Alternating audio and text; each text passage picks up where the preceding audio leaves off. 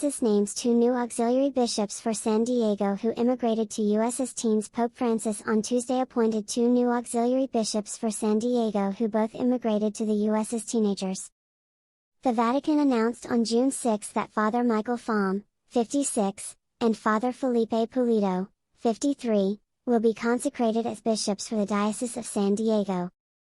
Fahm is San Diego's current Vicar General and escaped Vietnam in a refugee boat with his siblings when he was 13 years old.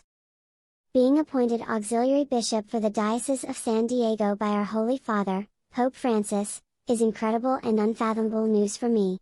I am so deeply honored, Fahm told CNA.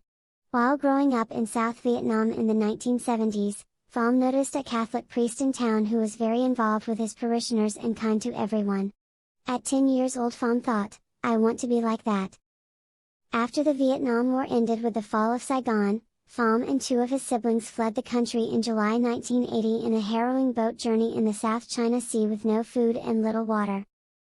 "We were jammed in like sardines. There was barely room to sit down," Fahm recounted to the Mission Times-Courier. Fahm and his siblings spent 3 months in a refugee camp in Malaysia before finding asylum in the United States as unaccompanied minors.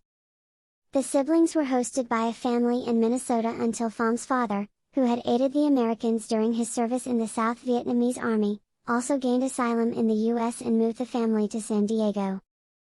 Fahm finished high school in San Diego and went on to earn a master's degree in aeronautical engineering from San Diego State University.